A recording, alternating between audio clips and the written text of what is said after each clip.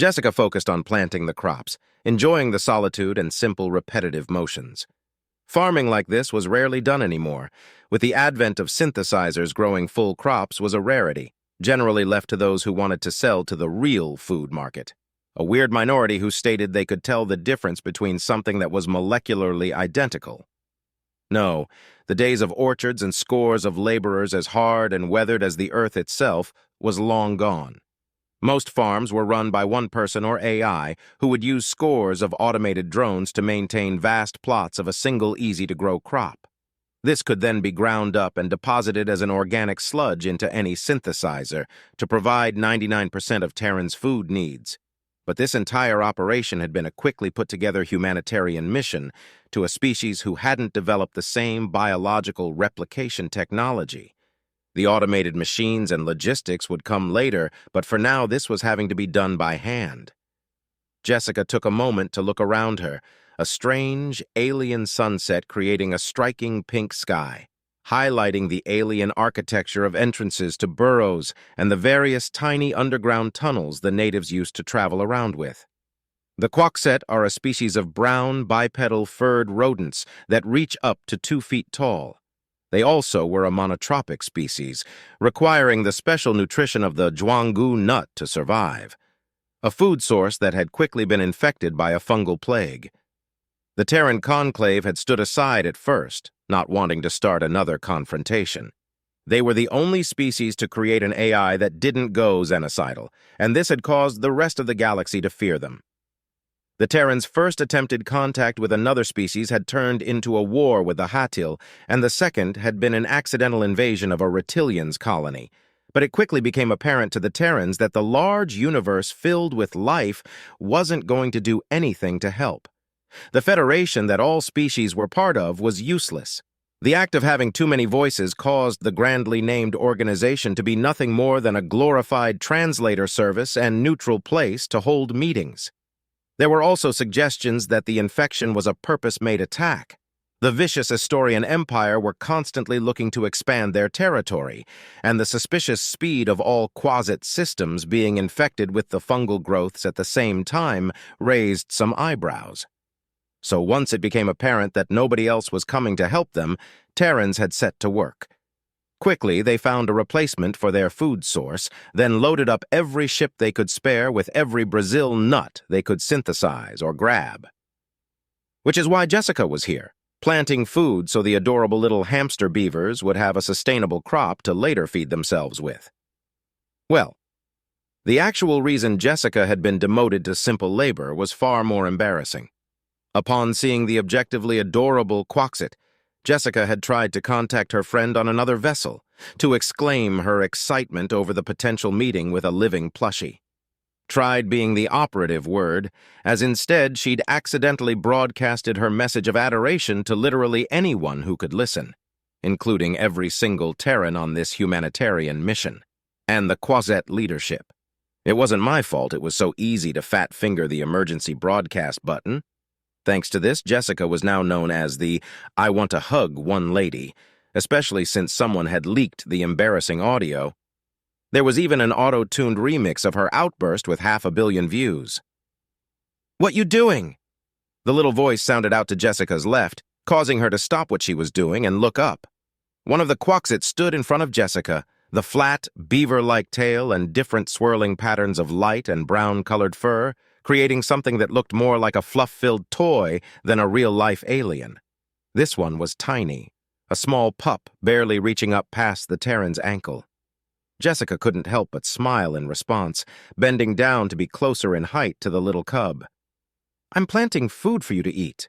Are your parents around?" The little Quoet seemed to vaguely point in the direction of a grouping of burrow entrances before turning back to Jessica.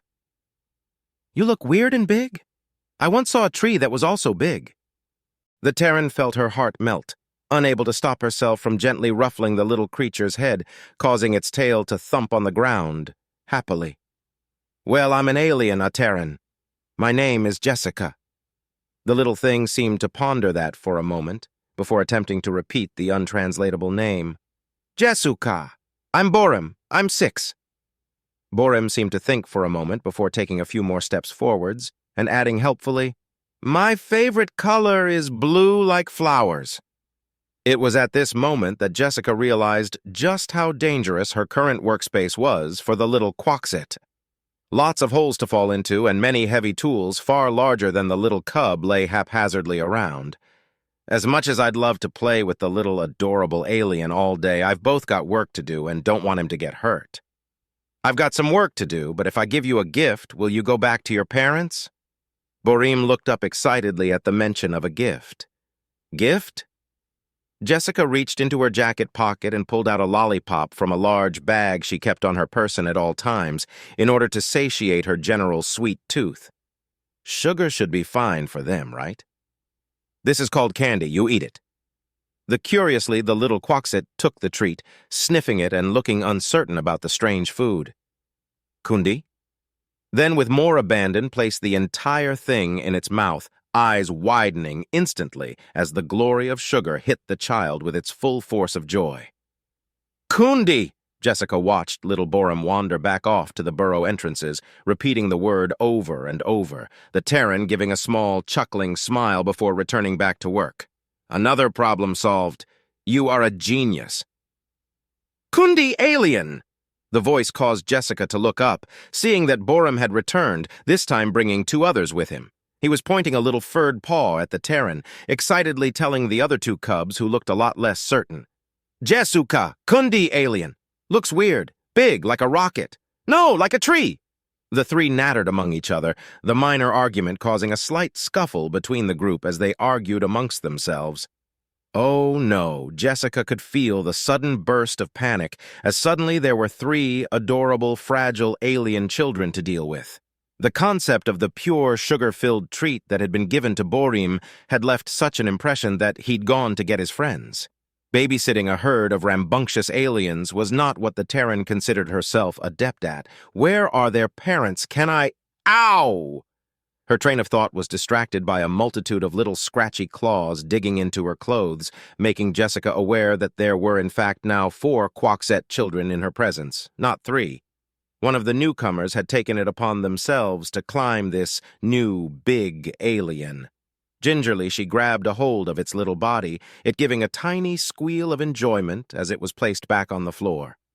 Immediately, the little Quoet cub launched itself back at the Terran with fearless abandon, presumably enjoying this new game, while the other 3 continued to slightly scuffle with each other, which was bad, really bad.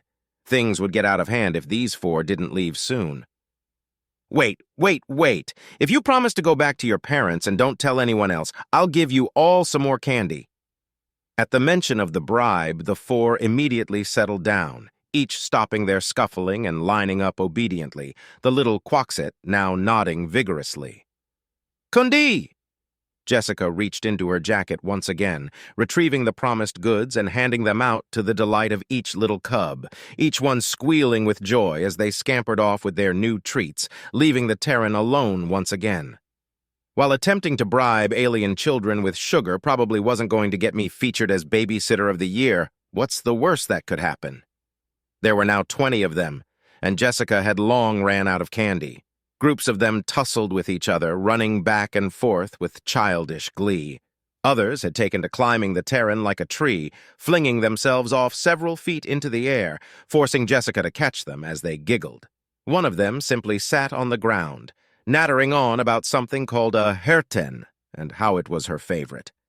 Jessica wasn't sure if this herten was a cartoon character, a type of bird, or a kind of flower, simply because the little Quoet gave no real context as to what she was talking about during the near-constant confusing rambling.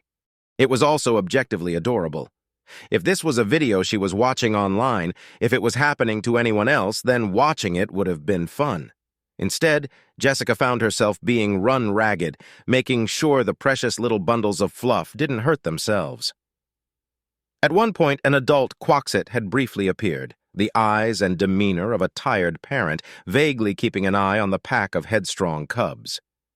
They had ignored all of Jessica's attempts to flag them down, just giving a little wave before heading back out of view. 2 of them started climbing a shovel that had been leant against a bag of fertilizer, the heavy metal object starting to wobble as the cubs made their way up. Panic entered the Terran's brain as she leapt forwards in one moment to stop the tool, catching it in one hand before it could hurt any of the aliens that ran around her. "Oh, fuck!"